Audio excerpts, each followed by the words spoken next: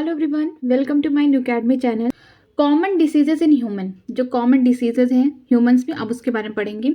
A wide range of organism belonging to bacteria, viruses, fungi, protozoan, helminths etcetera could causes the disease in man. ठीक है, जैसे बहुत सारे organism हैं। बीमारी सिर्फ बैक्टीरिया से नहीं होती, वायरसेस से भी होती है, फंजाई से भी होती है, प्रोटोजोन से भी होती है, हेलमिंथेस से होती है। ठीक है, ये सब क्या करते हैं? बीमारी कॉज करते हैं। किसमें? ह्यूमन में। तो हम इनको क्या बोलेंगे? जो बीमारी कॉज करने वाले ऑर्गेनिज्म हैं, इनको हम बोलते हैं पैथोजन। मीन्स पैथोजन का मतलब ये है कि ऐसे ऑर्गेनिज्म जिसकी वजह से बीमारी हो रही है। जैसे बैक्टीरिया हो सकता है, वायरस, फंजाई, प्रोटोजोन, हेलमिंथेस, ये सबको हम पैथोजन कह सकते हैं।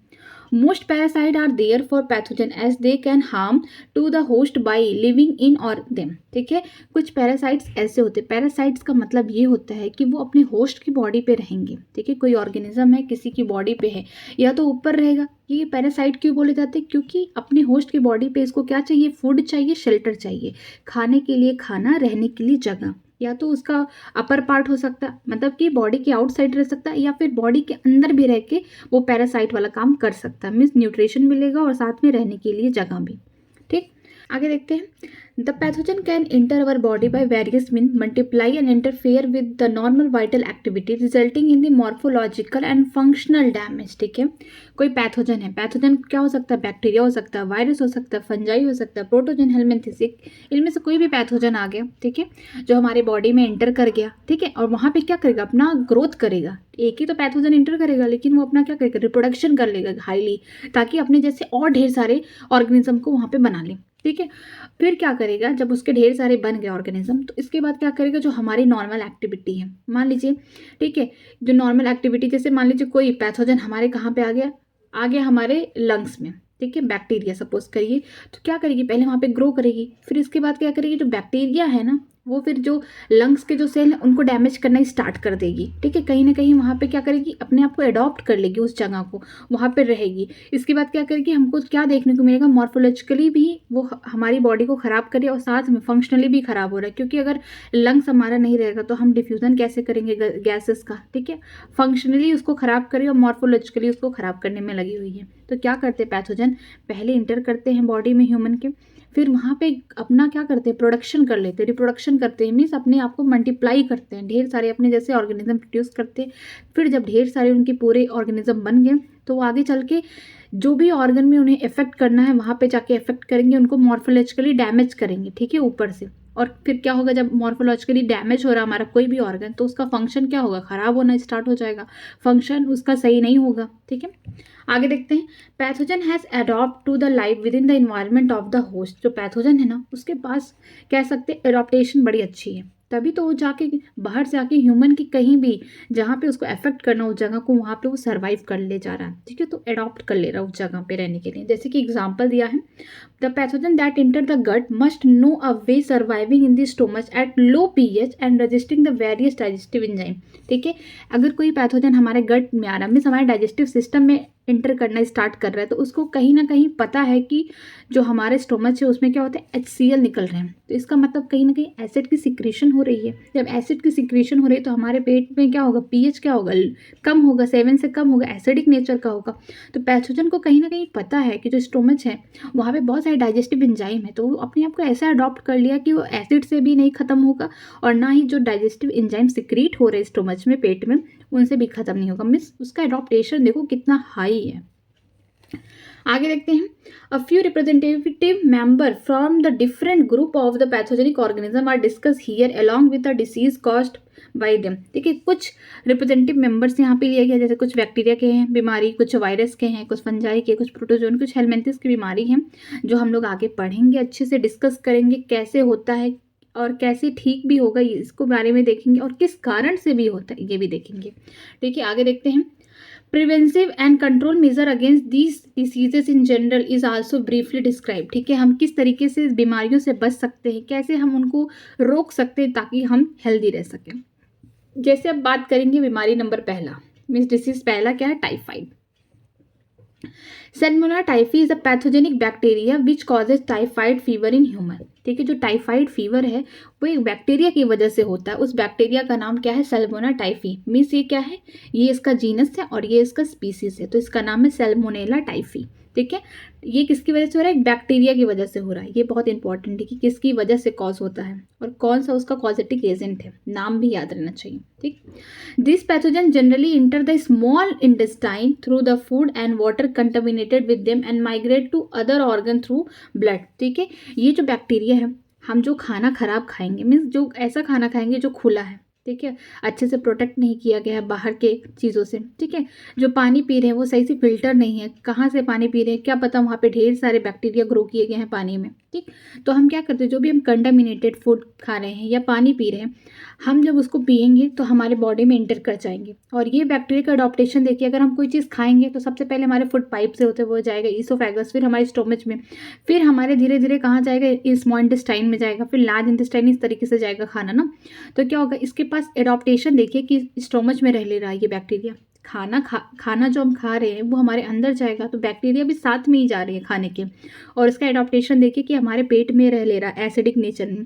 इसको कहाँ जाना है, इसको स्मॉल इंटेस्टाइन में जाना है, जहाँ पे इसको क्या करना, अपना इफेक्ट दिखाना, मीन्स हमारे स्मॉल इंटेस्टाइन में ही ये रह सकता है और वहाँ पे ही बीमारी कॉज करेगा। ठीक है, तो ये क्या करेगा, स्मॉल इंटेस्टाइन में इंटर करेगा। ठीक है, किसके थ्रू करेगा, जो हम लोग खराब खाना खाते हैं, जंक फूड खाते हैं और पानी अच्छी जगह से नहीं पी रहे हैं, ठीक है, साफ सुथरा पानी नहीं है, तो इसके थ्रू हमारे बॉडी में इंटर कर जाएगा। और ये अगर हमारे बॉडी में इंटर कर गया तो ये हमारे, ये नहीं है कि इंटेस्टाइन में ही जाए, इंटेस्टाइन के अलावा और भी हमारे जगह पहुंच सकता है, ब्लड के थ्रू दूसरे ऑर्गन में भी पहुंच सकता है। ठीक, sustain high fever 39 to 40 degree Celsius, weakness, stomach pain, constipation, headache and loss of appetite are some of the common symptom of this disease। ठीक है, जो कॉमन सिम्टम आपको दिखेंगे, मीन्स आपको, आप किसी चीज़ को तब पता चलता है कि कोई बीमारी, जब आपको सिम्टम्स दिखते हैं। सिम्टम्स तब दिखते हैं ना जब हमारी बॉडी में वो जो पैथोजन है ना वो बहुत ज़्यादा है। एक पैथोजन से कभी सिम्टम्स नहीं आते हैं, जब बहुत ज़्यादा हो जाता है उसके मतलब पॉपुलेशन बोल सकते हैं हमारी बॉडी में, तो वो ज़्यादा बीमारी कॉज करेगा, जिसके सिम्टम्स हमको देखने को मिलेंगे। ठीक है, तो उसका क्या क्या सिम्टम्स है देखिए। सस्टेन हाई फीवर, लगातार आपको 39 से लेके 40 डिग्री सेल्सियस फीवर रहेगा। वैसे तो नॉर्मल जो ह्यूमन की बॉडी का टेम्परेचर वो 37 डिग्री सेल्सियस है, लेकिन इसमें जो टाइफाइड जिसको होगा उसके पास उसका जो होगा, उसका जो हम मेज़र करेंगे उसका टेम्परेचर बॉडी का, तो 39 to 40 डिग्री सेल्सियस होगा। ठीक है, वीकनेस की बहुत फील होगी, क्योंकि अब क्या हो रहा है, स्मॉल इंटेस्टाइन में ये आके क्या कर रहे हैं, अपना इफेक्ट शो कर रहे हैं, तो जो खाना हम खाएंगे वो सही से डाइजेस्ट नहीं होगा, प्रॉब्लम होगी, पेट में दर्द होगा, कॉन्स्टिपेशन होगा, मीन्स सही से हम बोल सकते हैं कि हमारा जो भी हम खाना खाएं वो सही से बाहर आउट, मतलब स्क्रीटा बाहर आउट नहीं हो रहा, निकल नहीं रहा है। ठीक है, उसमें भी प्रॉब्लम होगा, हेडेक, सर में दर्द होगा, लॉस ऑफ एपेटाइट मीन्स भूख नहीं लगेगा। ठीक है, ये सारे कॉमन सिम्टम है किसके, टाइफाइड के हैं। अब साथ में देखते हैं, intestinal perforation and death may be cause in severe cases. ठीक है, अगर टाइफाइड बहुत समय से है, सही से इलाज नहीं हो रहा है, ऐसा लग रहा है कि बस नॉर्मल ये सिम्टम्स देख के हम दवा ऐसे नॉर्मल ही ले रहे हैं मेडिकल से, या फिर नॉर्मल हम किसी डॉक्टर को दिखा नहीं रहे हैं, तो क्या होगा उस कंडीशन में कि जो हमारी इंटेस्टाइन है ना, ये बैक्टीरिया उसमें खूब यहाँ पे होल कर देंगे। मान लीजिए हमारा इंटेस्टाइन है ये, तो इसमें इस तरीके से होल कर देंगे, परफोरेशन, और ये सीवियर केस हो जाता है। यहाँ पे क्या हो सकता है कि वो पेशेंट की डेथ हो जाएगी। ठीक है, तो कोई भी सिम्टम आता है तो आप प्लीज़ डॉक्टर को दिखाइए, ऐसा मत करिए कि नहीं ठीक हो जाएगा, ऐसा कुछ नहीं है, क्योंकि सिम्टम्स सब चीज़ें नहीं दिखती हैं कि किस वजह से हो रहा है। जब हम सिम्टम्स दिखाते हैं उसका हम लोग क्या कहते हैं, चेकअप कराएं, डायग्नोसिस कराते, तब हमको पता चलता है कि किस वजह से हो रहा है, कौन सी बीमारी है ये। ठीक है, typhoid could be confirm by, अब देखिए टाइफाइड को हम कैसे कन्फर्म करते हैं, बाई विडाल टेस्ट। ठीक है, ये बहुत इंपॉर्टेंट है, हर बार क्वेश्चन पूछा जाता है कि टाइफाइड किसकी वजह से हम कन्फर्म करते हैं, ये विडाल टेस्ट है। ठीक है, अब आगे दिया है, a classic case in medicine that of the Mary Mallon nickname typhoid Mary is the worth mentioning here. ठीक है, एक क्लासिक केस लिया गया है मेडिसिन की फील्ड में, कि एग्जाम्पल लिया गया है कि एक मैरी मेलॉन नाम की एक औरत थी। ठीक, इनको हम प्यार से क्या बोलते हैं, टाइफाइड मैरी। क्यों कहते हैं, नाम से लग रहा है कि टाइफाइड से रिलेटेड होंगी। ठीक, ये क्या थी, एक अपने मतलब प्रोफेशन की कुक थी, और ये क्या टाइफाइड कैरियर भी थी, ये इनको टाइफाइड था। और ये जब खाना बनाती थी लोगों को ना, तो उसमें ये साफ़ सफाई नहीं रखती थी, मैं साफ़ सफाई से बनाती नहीं थी या परोसती नहीं थी, तो कहीं ना कहीं जो इनको टाइफाइड था ना, वो लोगों को भी स्प्रेड हो जा रहा था, लोगों को भी हो जा रहे थे, और कई सालों तक हुआ। तो इनके बारे में देखिए क्या लिखा है, she was a cook by profession as was a typhoid carrier who continue to spread typhoid for several year through the food she prepare. ठीक है, ये प्रोफेशन से क्या थी, कुक थी। ठीक है, और ये टाइफाइड कैरियर थी, मीन्स इनको टाइफाइड की बीमारी थी और पूरी तरीके से क्योर नहीं थी। ये जब भी खाना बनाती थी तो जितने लोग इनसे खाना खाते थे उनको भी ये टाइफाइड भी गिफ्ट में देती थी कि तुमको भी हो जाए। ठीक है, मतलब ये साफ सफाई नहीं रखती थी, ये अपनी बीमारी दूसरों को भी फैलाई और कई सालों तक फैलाई है। ठीक है, आगे देखिए एक बीमारी है दूसरी, ठीक है, निमोनिया। निमोनिया तो सबने सुना होगा। ठीक, अभी किससे हो रहा है इसके बारे में देखते हैं कि क्या क्या सिम्टम्स इसके भी दिखा रहे हैं। बैक्टीरिया लाइक, मीन्स निमोनिया किससे हो रहा है, बैक्टीरिया से हो रहा है। अब कौन सी बैक्टीरिया से हो रहा है, लाइक स्ट्रेप्टोकोकस निमोनी, ठीक है, and Haemophilus influenza are responsible for this disease pneumonia in human which affect the alveoli air filled sac of the lungs। मतलब कि ये हमारे जो रिस्पायरेटरी सिस्टम है ऊपर वाले पार्ट में नहीं होते, ये लंग्स वाले पार्ट में हो रहे हैं। ठीक है, निमोनिया बैक्टीरिया की वजह से होता है। बैक्टीरिया का नाम दिया गया है Streptococcus pneumoniae and Haemophilus influenza, इसकी वजह से हो रहा। और ये बीमारी कहाँ हो रही है, ये हो रही है हमारे जो एल्वेलाई है, मीन्स जहाँ पे गैसेस का डिफ्यूजन होता है। ठीक है, एल्वेलाई मान लीजिए लंग्स से, सपोज करिए ये लंग्स है, तो इनमें क्या होगा, एल्वेलाई इस तरीके से ढेर सारे छोटे छोटे हम कह सकते हैं अंगूर जैसे गुच्छे हैं। ठीक है, हमारे एल्वेलाई का इस तरीके से, तो यहाँ पे क्या होगा, गैसेस का डिफ्यूजन होता है, तो ये क्या होगा, खाली होगा। तो लेकिन जब निमोनिया हो जाता है ना, तो यही जो एयर सैक है ना, इसमें क्या होता है, फ्लूइड भर जाता है, तो सांस लेने में दिक्कत होती है निमोनिया में। ठीक, अब आगे देखिए इसके सिम्टम्स के बारे में क्या देगा। As a result of infection the alveoli get filled with fluid leading to the severe problem in respiration. ठीक है, जिसको निमोनिया हो जाता है, निमोनिया इन्फेक्शन हो जाता है जिसको, उसमें क्या होगा, जो एयर सैक होंगे मीन्स एल्वेलाई होंगे, उनमें क्या हो जाएगा, फ्लूइड भर जाएगा। ठीक है, पानी भर जाएगा, जिसकी वजह से सांस लेने में, रिस्पिरेशन प्रोसेस में दिक्कत होगी। अब सिम्टम्स है, the symptoms of pneumonia included the fever, chills, cough, headache. ठीक है, जो सिम्टम्स क्या है, नॉर्मल सिम्टम्स हैं। क्या होगा, जब इनिशियल स्टेज बोल सकते हैं कि भाई नॉर्मली हम देख के क्या बता सकते हैं कि फीवर होगा। ठीक है, इसमें साथ में चिल्स होंगे, कफ होगा, हेडेक होगा। ठीक है, ये सारे क्या है, सिम्टम्स है। सर दर्द होगा, कफ होगा, म्यूकस यहाँ पे सिक्रीट हो जाएगा, क्योंकि ये जो बीमारी है ये क्या हो रही है, फ्लूइड रिलेटेड है। कहाँ, एल्वेलाई में हो रही है, तो म्यूकस तो हो ही जाएगा, सांस लेने में दिक्कत होगी, हर चीज़ प्रॉब्लम होगी, सर में दर्द होगा। ठीक, अगर सीवियर केस है उसमें क्या होगा, देखिए in severe cases the lip and finger nail में turn greyish to bluish in colour. जब सीवियर केस, किसी को ज़्यादा टाइम से निमोनिया बीमारी है, इन्फेक्शन है, तो उसका जो लिप होगा, जो फिंगर के नेल है, ठीक है, नेल हमेशा याद रखिए, फिंगर के जो नेल है और जो लिप है, ये क्या हो रही है, ग्रे से ब्लूइश हो जाएंगे, नीले पड़ जाएंगे सीवियर केस में। ठीक है, क्योंकि नीले क्यों हो जाएंगे, क्योंकि ऑक्सीजन सही से सप्लाई नहीं हो रहा है। क्यों सप्लाई नहीं हो रहा ऑक्सीजन, क्योंकि ये जो बीमारी है कहाँ हो रही है, रिस्पायरेटरी सिस्टम को अफेक्ट कर रही है ना। जब रिस्पायरेटरी सिस्टम पे अफेक्ट करेगी तो जो हमारे एल्वोलाई हैं वो सही से डिफ्यूज़न नहीं कर पा रहा है, क्योंकि वहाँ पानी भर गया है। वहाँ पे देखिए इस तरीके से एयर सैक रहता है। ठीक है, जो भी ऑक्सीजन आते हैं यहाँ पे क्या होते हैं, ऑक्सीजनेटेड होते हैं। ठीक है, यहाँ से ही क्या हो रहा है, CO2 O2 का क्या हो रहा है, डिफ्यूज़न हो रहा है। अगर यहाँ पे पानी भर जाएगा तो क्या लग रहा है कि पानी से जल्दी से गैस निकल पाएगा, नहीं निकल पाएगा।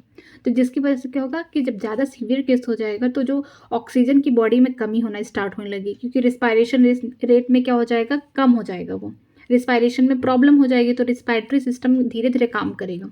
तो इसमें क्या होगा, जो हाथ के नेल्स हैं, ठीक है, और जो लिप होंगी, ये ग्रे से किस में चेंज हो जाएंगी, ब्लूइश कलर में। अब आगे देखते हैं, a healthy person acquired the infection by inhaling the droplets aerosol released by infected person or even by sharing the glasses and unstill with an infected person। ये कैसी बीमारी है, अब इससे पता चला इन्फेक्शियस बीमारी है, एक इंसान से दूसरे में भी फैल रही है। कैसे, अगर किसी को निमोनिया हुआ है तो अगर आप उसके कांटेक्ट में है, मान लीजिए उसका कोई ड्रॉपलेट, ठीक है, जो उसका ड्रॉपलेट है, मीन्स हम कह सकते हैं फ्लूइड जो डिस्चार्ज कर रहा हो, बाहर निकाल रहा है फ्लूइड, अगर उसके कांटेक्ट में है या फिर वो फ्लूइड इन्वायरमेंट में कहीं है, मीन्स एरोसोल के फॉर्म में है, तो अगर आप कांटेक्ट में आ गए तो आपको भी हो सकता है। या फिर आप उसके साथ खाना एक ही बर्तन में खा रहे, या फिर ग्लास शेयर कर लिए, पानी पी के उसका जूठा पी लिए, तो भी आपको ये बीमारी हो जाएगी। ठीक है, ये सारे सिम्टम्स है। कहीं ना कहीं जो निमोनिया है ये बोल सकते हैं कि इन्फेक्शियस डिसीज़ है, एक इंसान से दूसरे में ईजी हो जाएगा ट्रांसफ़र होना इसमें। ठीक है, दोनों ही हमने जब तक बीमारी पढ़ी, टाइफाइड या फिर निमोनिया, ये दोनों किससे थी, बैक्टीरिया से थी। अब आगे देखते हैं, कुछ बीमारी दी हैं जिनका सिर्फ नाम दिया गया है, dysentery, plague and diphtheria etcetera are some of the other bacterial disease in man. ठीक है, जो डायसेंट्रिया हो गया, प्लेग हो गया, डिप्थीरिया हो गया, ये सब बीमारी क्या है, ये भी बैक्टीरिया से होती है और किस में होती है, ह्यूमन्स में होती है। अब आगे चलते हैं, अब आगे दी गई ये बीमारी वायरस से होगी, ठीक है। यहाँ पे जो पैथोजन होगा वो वायरस होगा। Many viruses also cause a disease in human being, बहुत सारे वायरसेस क्या करते हैं, ह्यूमन में भी बीमारी कॉज करते हैं, प्लांट्स में भी करते हैं, ह्यूमन में भी करते हैं। अब देखिए जैसे दिया है राइनो वायरस, इसको हम बोलते हैं कोरोनो वायरस, कोरोनो वायरस भी इसका नाम है, ठीक है, कोरोनो वायरस, ठीक है, राइनो वायरस को भी बोलते हैं। Represent a group of viruses which causes one of the most infectious human alignment, alignment का मतलब होता है डिसीज, बीमारी, ठीक है। द कॉमन कोल्ड, जो कॉमन कोल्ड होता है, ठीक है, ये भी इन्फेक्शियस बीमारी, हर किसी को ये बीमारी हो चुकी है, ठीक है, बहुत कॉमन है, ये नाम से भी लग रहा है कॉमन कोल्ड, ठीक। तो ये किसकी वजह से हो रहा है, इसका जो पैथोजन है वायरस है, वो भी कौन सा वायरस, राइनो वायरस या बोल सकते हैं कोरोनो वायरस, ठीक है।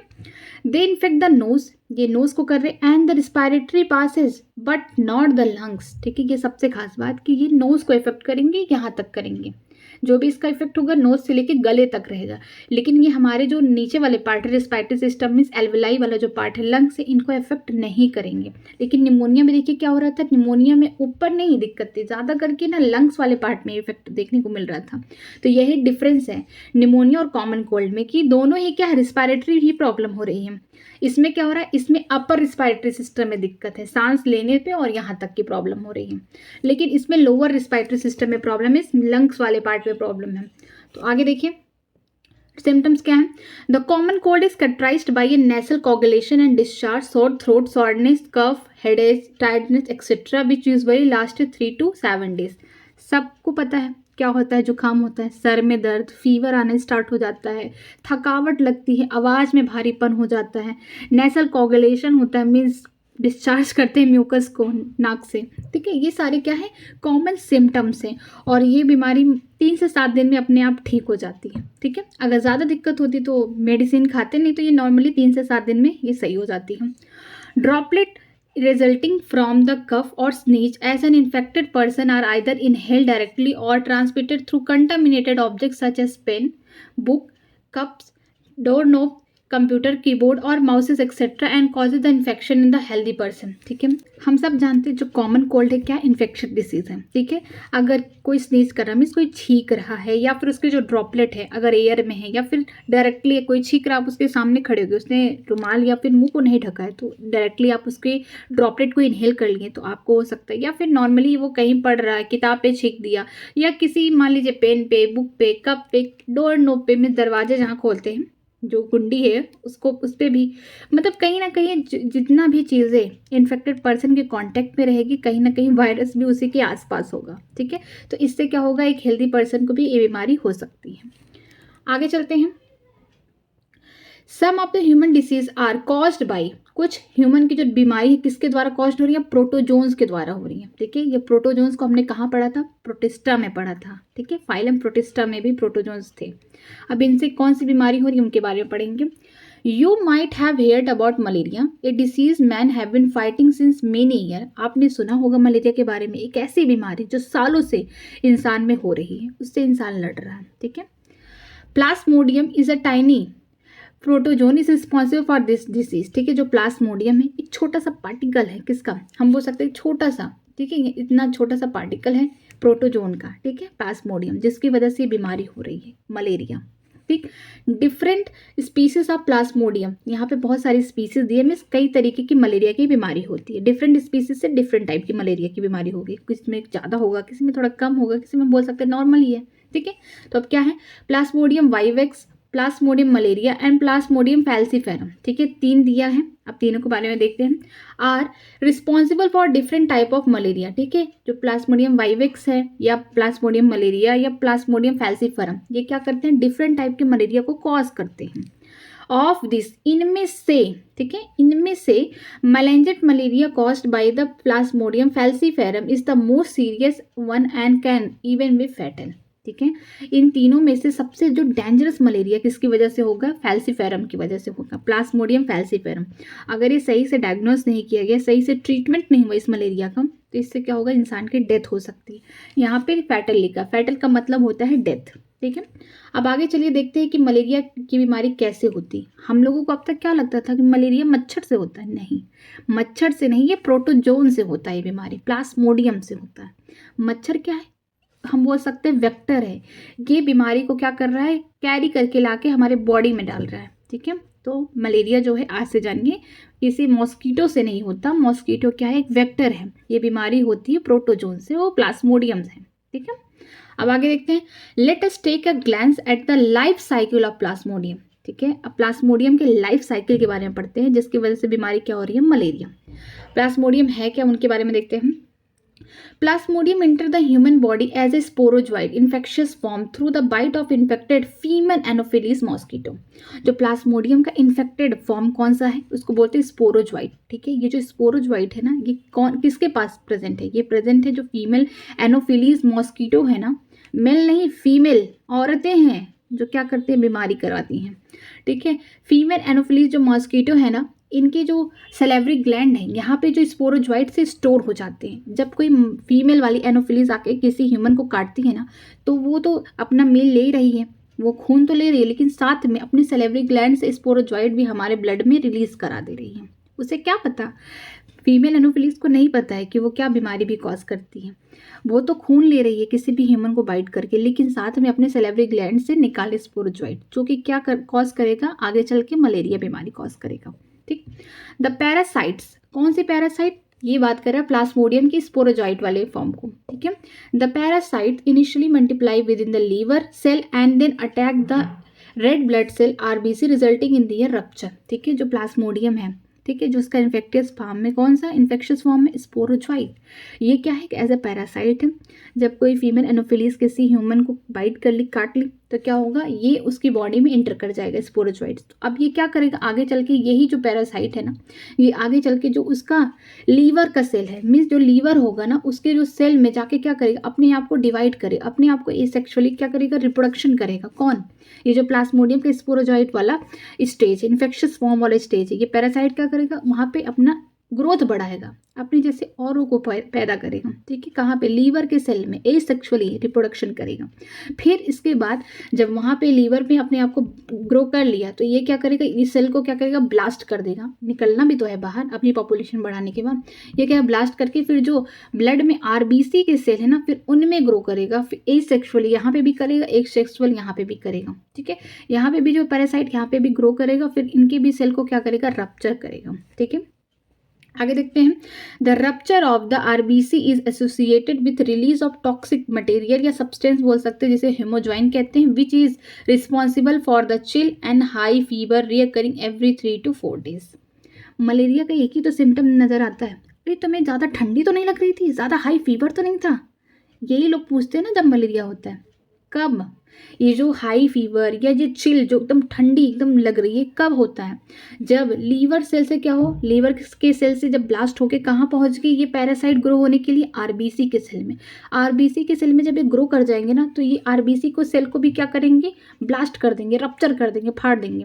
जब उस समय ब्लास्ट करते हैं ये आरबीसी के सेल से, तो उस समय क्या एक केमिकल, एक टॉक्सिन रिलीज होता है जिसका नाम है हेमोजॉइन। ठीक है, आरबीसी की जब सेल में रप्चर होता है, तब एक जहरीला सा सब्सटेंस निकलता है बॉडी में से, हम कहते हैं हेमोजॉइन, जिसकी वजह से क्या होता है, ठंड लगती है।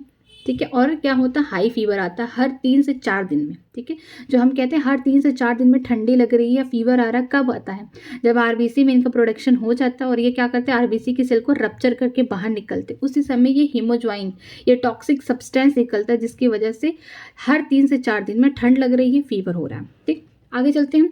When a female Anopheles mosquito bite an infected person, अब इस बार क्या होगा कि अब मॉस्किटो फीमेल एनोफिलीज अगर किसी इन्फेक्टेड पर्सन को काट रही है, जिसके बॉडी में क्या है, प्लाज्मोडियम ने अपना पूरा काम कर दिया है, मीन्स उसके लीवर सेल में भी अपनी ग्रोथ करा के आगे बढ़ के आरबीसी के सेल में भी ग्रोथ करा लिया है।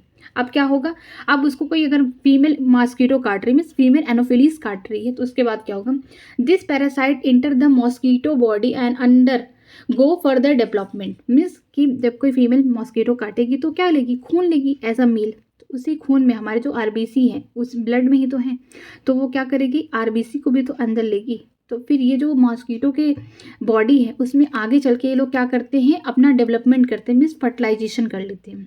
आरबीसी के सेल में क्या करते हैं, ये जो पैरासाइट है अपने क्या बना देते हैं, गैमेटोसाइट, मीन्स गैमेट बना दिया, मेल फीमेल गैमेट बन गए। जैसे ही कोई फीमेल एनोफिलीज आई, बाहर से इन्फेक्टेड पर्सन को काटी, उस पर्सन को काटी जिसके अंदर क्या हो रहा है, प्लाज्मोडियम की आधी साइकिल चल चुकी है, मीन्स गैमेट्स बन चुके हैं उसके आरबीसी सेल में, ठीक है। जब कोई फीमेल एनोफिलीज आके खून ले रही है, एज ए मील ले रही है, उसमें क्या होगा, जो आरबीसी के सेल है ना, ये आगे वो उसको भी लेगी, ये आगे जाएंगे उसके बॉडी में, कहाँ पे, मॉस्किटो के बॉडी में, उसके गट में जाके क्या करेंगे, फर्टिलाइजेशन करेंगे, मीन्स वहाँ पे आगे वाला प्रोसेस होगा।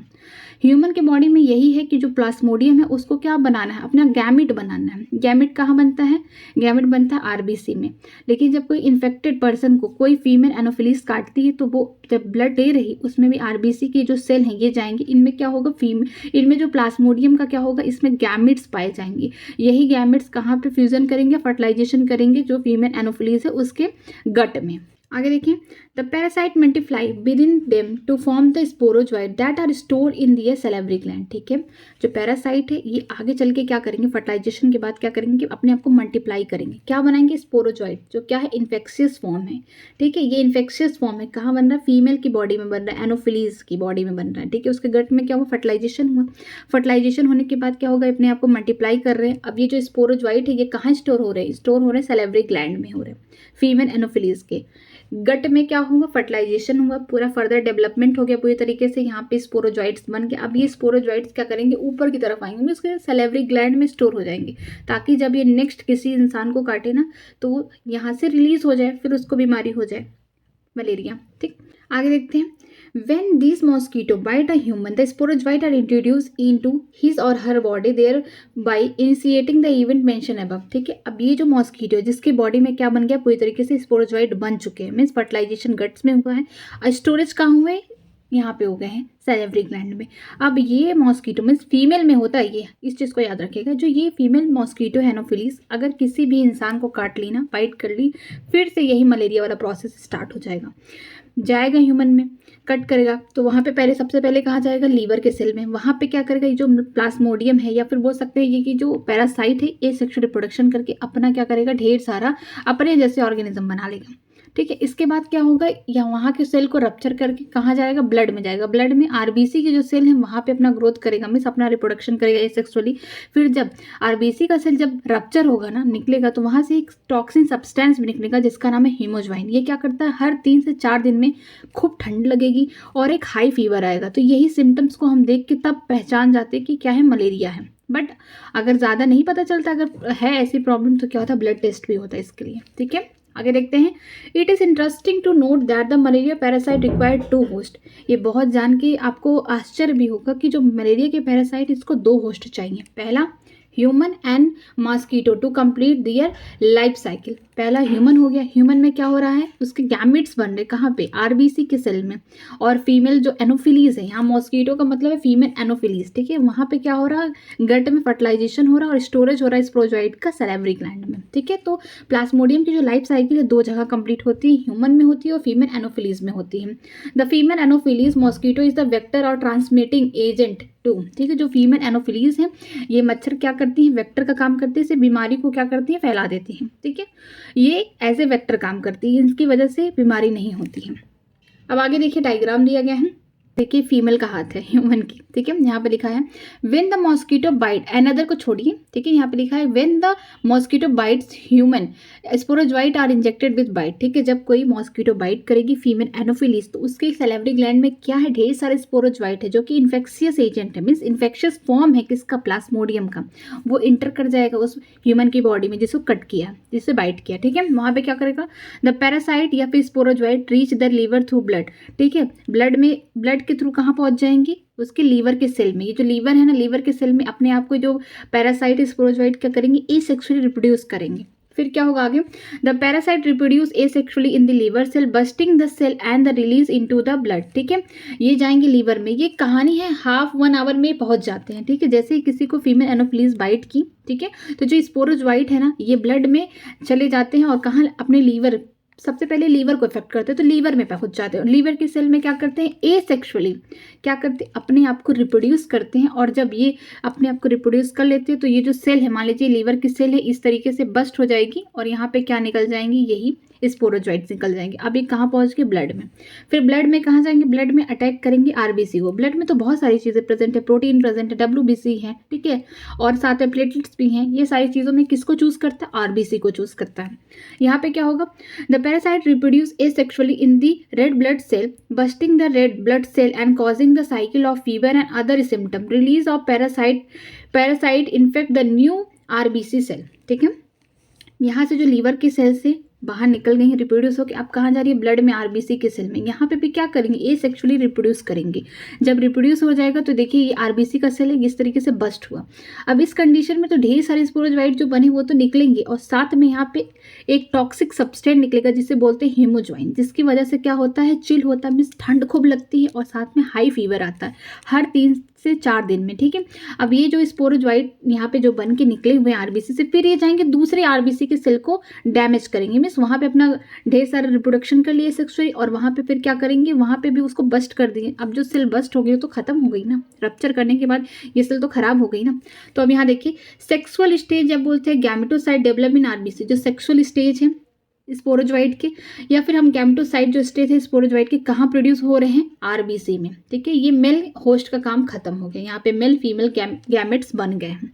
जब कोई फीमेल इन्फेक्टेड, अब यहाँ पे फीमेल एनोफिलीज क्या होगी, जब कोई फीमेल एनोफिलीज वो इन्फेक्टेड पर्सन को काटेगी, जिसके में क्या हो रहा है, इतना सारा प्रोसीजर हो चुका है प्लाज्मोडियम का, मीन्स उसका गैमेटोसाइट बन चुके हैं, गैमेट्स बन चुके हैं मेल और फीमेल। तो जो क्या होगा, जब वो मील लेगी, ठीक है, तो जब बाइट करने पे जब मील लेगी तो आरबीसी के सेल तो आएंगे ही ना ब्लड में। तो ये जो होते हैं ये आरबीसी के सेल में ही क्या होते हैं, ये प्रेजेंट रहते हैं, ठीक है, फीमेल और मेल गैमेट किसके, स्पोरोजोइट के। तो इनको जब लेगी तो देखिए यहाँ पे मान लीजिए इन्फेक्टेड पर्सन है, इसको कोई फीमेल एनोफिलीज ने बाइट किया। अब यहाँ पे देखिए क्या होगा, जो गैमेटोसाइट यहाँ पे देखिए वो ले रही है मील में, female mosquito take up the gametocyte with blood में, ठीक है। फीमेल जो एनोफिलीज है, मॉस्किटो है, वो क्या करेगी, गैमेटोसाइट्स को ले लेगी अपने ब्लड मील में, ठीक है।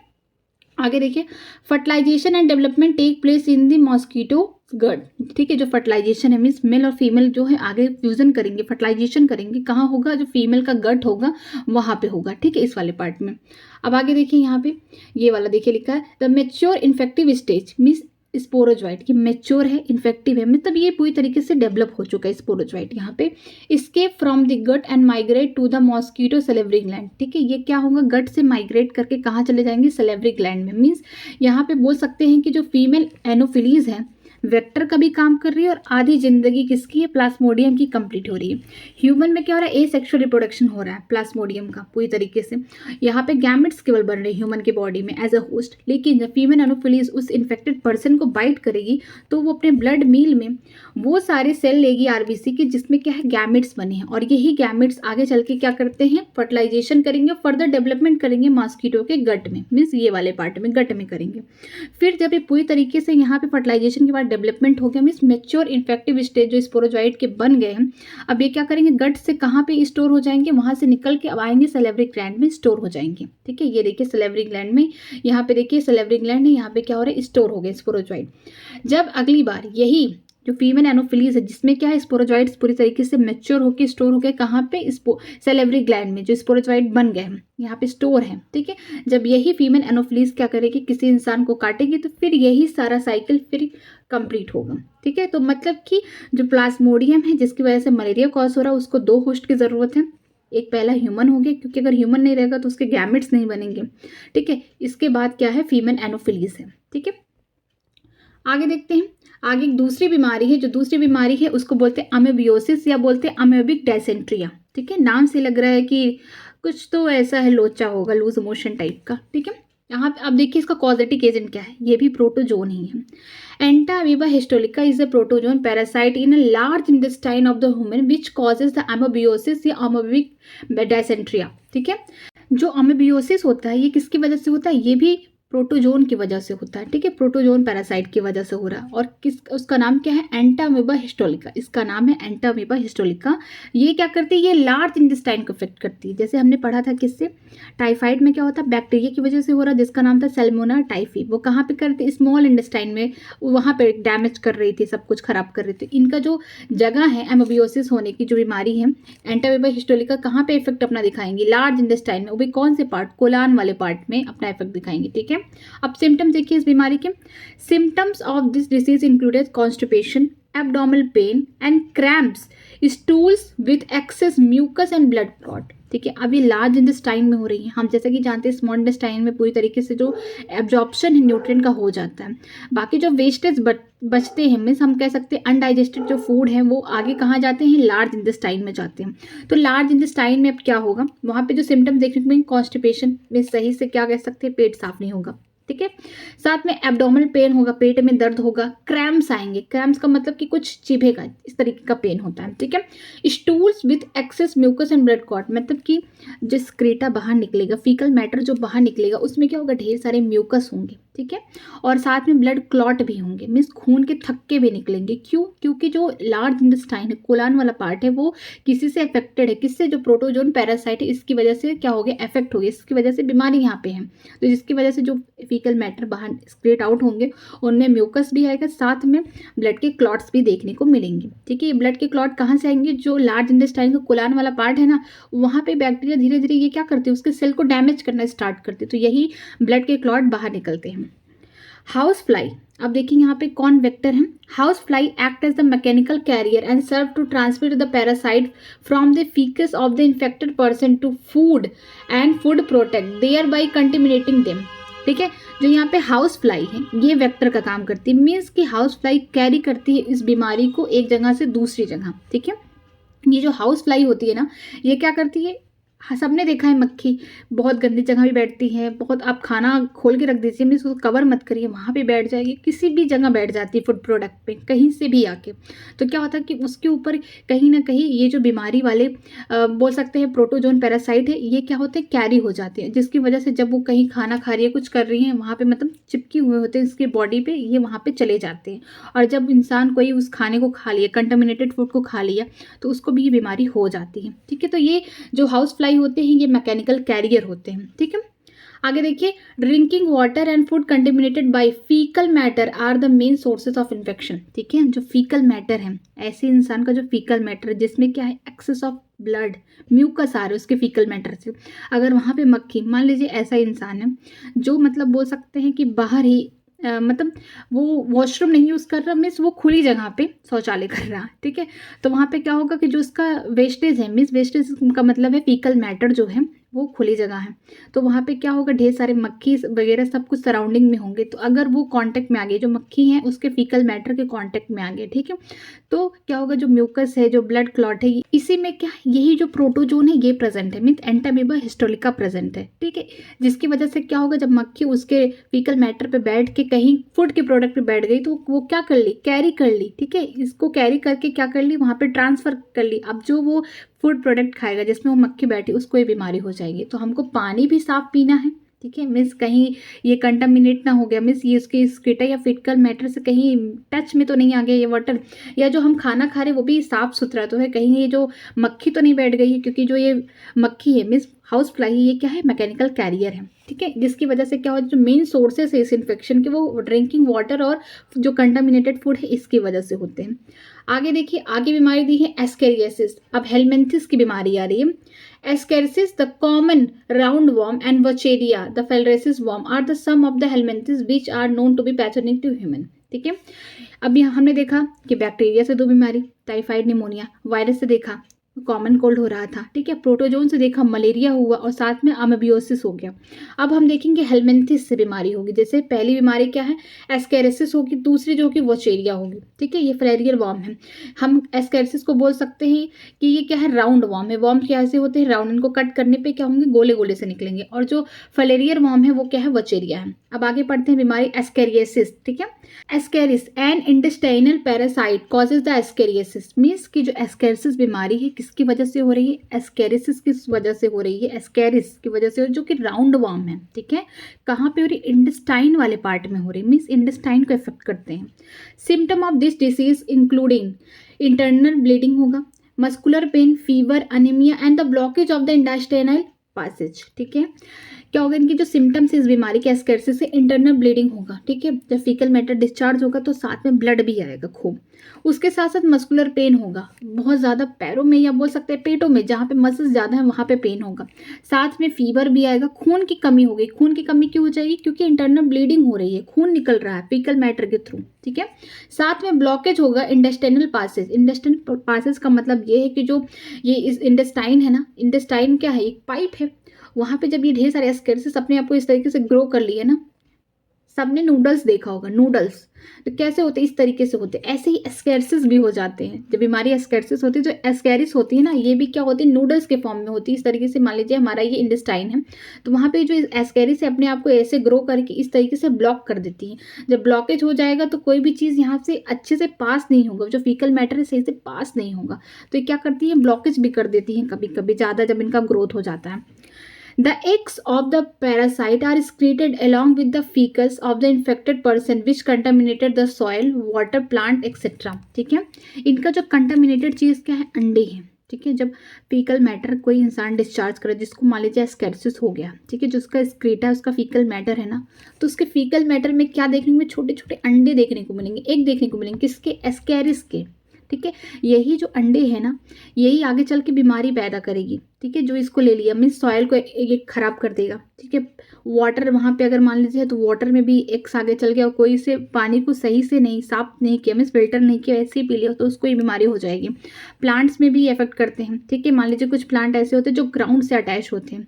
अगर वहाँ किसी ने फीकल डिस्चार्ज किया है तो वहाँ पे क्या होगा, अगर उसको एस्केरिसिस है तो वहाँ पे जो एक्स होंगे कहीं ना कहीं वो उसके जो एक्स से बहुत छोटे होते हैं, वो हम कह सकते हैं कि वेजिटेबल्स के को भी खराब कर देंगे। अगर आप उस वेजिटेबल्स को खाते तो आपको भी हो सकता है।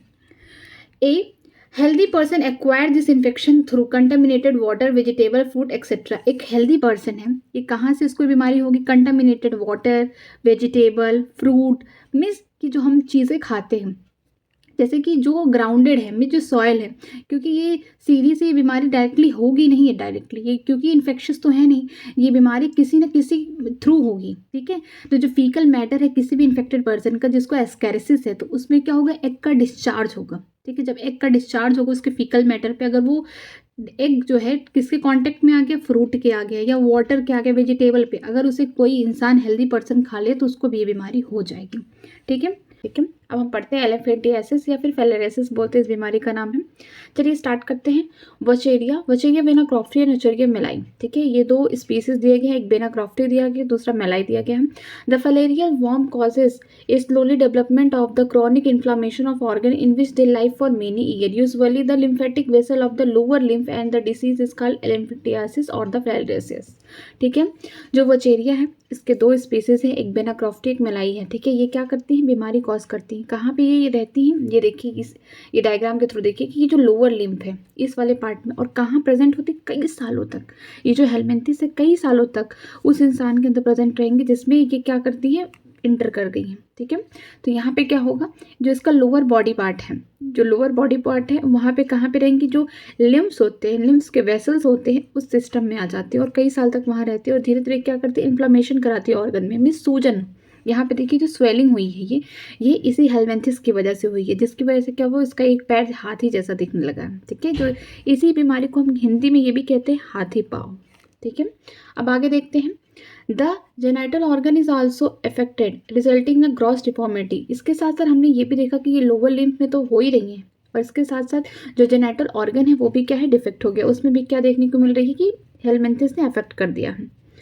The pathogen are transmitted to healthy person through the bite of the female mosquito vector. देखिए ये जो पैथोजन है ना, कैसे ट्रांसफर हो रहा है, ये बीमारी हो रही है हेलमिंथिस से, ठीक है, जिसका नाम है वचेरिया बेनाक्रॉफ्टी या फिर वचेरिया मेलाई, ठीक। ये बीमारी ट्रांसफ़र हो रही है एक इंसान से दूसरे इंसान, मीन्स एक बोल सकती है कि एक इन्फेक्टेड पर्सन से एक हेल्दी पर्सन में कैसे जा रहा है, एक वेक्टर है, ठीक है, जिसका नाम है फीमेल क्यूलेक्स, ठीक है। फीमेल इसलिए बोला कि जितनी भी फीमेल मॉस्किटोज होती है कोई ना कोई बीमारी क्या करती हैं, ट्रांसफ़र करती है, ट्रांसमिट करती हैं एक हेल्दी पर्सन में, ठीक है, इन्फेक्टेड पर्सन से हेल्दी पर्सन में। तो जो इस बीमारी को कॉज लेके जाती हैं, कॉज तो होता है किसकी वजह से, हेलमिंथिस की वजह से, जिसका नाम वचेरिया है, लेकिन इसको क्या करती है, वेक्टर के रूप में कौन लेके जा रहा है, जो फीमेल मॉस्किटो है जिसका नाम है क्यूलेक्स, ठीक है, इसका नाम होता है क्यूलेक्स, जिसकी वजह से क्या होता है, इन्फेक्टेड पर्सन से एक हेल्दी पर्सन में बीमारी ट्रांसफर हो जाती है। मच्छर के थ्रू।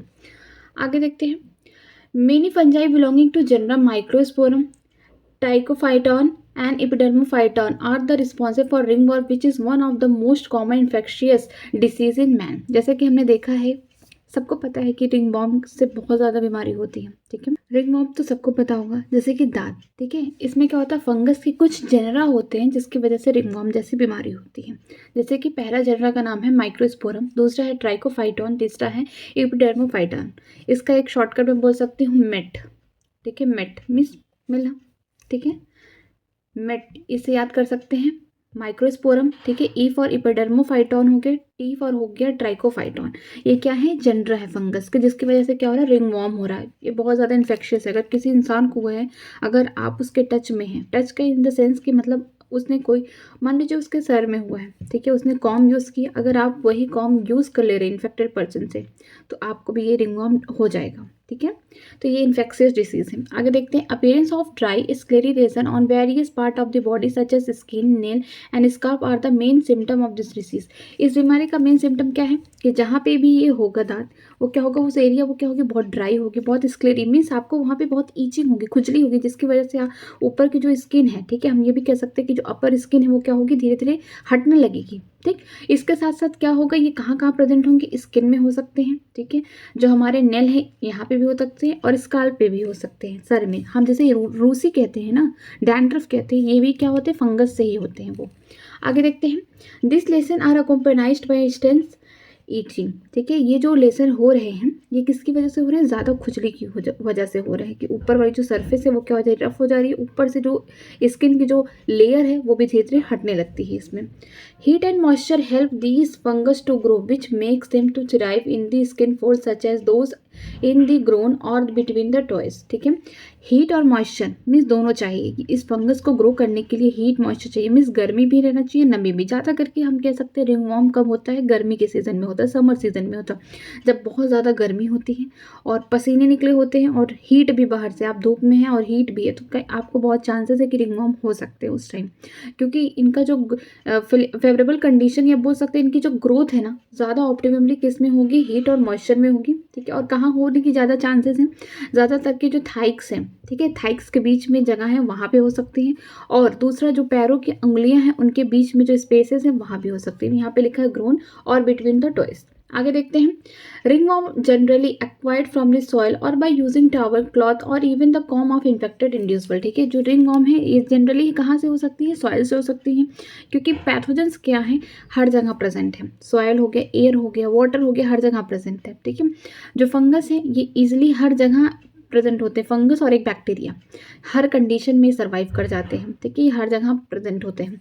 लेकिन जो इनका बोल सकते हैं कि फंगस का जो अच्छे से ग्रोथ हो सके या फिर फेवरेबल कंडीशन क्या है, हीट रहना चाहिए, मॉइस्चर रहना चाहिए। तो सॉइल में भी प्रेजेंट है, वहाँ से भी बीमारी हो सकती है, या फिर किसी इन्फेक्टेड पर्सन का आप टॉवल यूज़ कर लिए, क्लॉथ पहन लिए, ठीक है, या फिर हम कॉम यूज़ कर लिया इन्फेक्टेड पर्सन का, उसने यूज़ किया और हमने वही यूज़ कर लिया, तो इससे क्या होगा, हेल्दी पर्सन को भी ये ट्रांसफर हो सकता है बीमारी में, से इन्फेक्शियस है, ठीक है। देखिए यहाँ पे एक स्किन, यहाँ पे देखिए ये वाला जो पार्ट है, ठीक है, ये चिन वाला जो पार्ट है एक इंसान का, इसको क्या हो गया, रिंगवॉर्म हो गया। स्किन देखिए किस तरीके से रफ हो गई, इसी को हम क्या बोलते हैं, ये जो ये रफ है ना, ये इंटेंस ईचिंग होगी, मीन्स यहाँ पे ज़्यादा खुजली होगी, जिसकी वजह से जो स्किन है ये पूरी तरीके से क्या हो गई, ड्राई हो गई, लेसर हो गई हम, ठीक है। आज की क्लास यहीं पे है। ये मैं जो कुछ भी पढ़ा रही हूँ एनसीईआरटी, जो न्यू एनसीईआरटी उसको फॉलो कर रही हूँ, हर एक लाइन को एक्सप्लेन कर रही हूँ। अगर आपके पास नई एनसीईआरटी है तो ठीक है, अगर नहीं है तो आपको इसका पीडीएफ मेरे टेलीग्राम चैनल पे मिल जाएगा। तो मेरा टेलीग्राम चैनल ज्वाइन करने के लिए वीडियो के डिस्क्रिप्शन बॉक्स में लिंक दिया गया है, तो आप वहाँ से ज्वाइन कर सकते हैं। अगर आज की वीडियो अच्छी लगी हो तो प्लीज़ लाइक करिए और चैनल को सब्सक्राइब करिए। आज के लिए इतना ही, थैंक यू वेरी मच।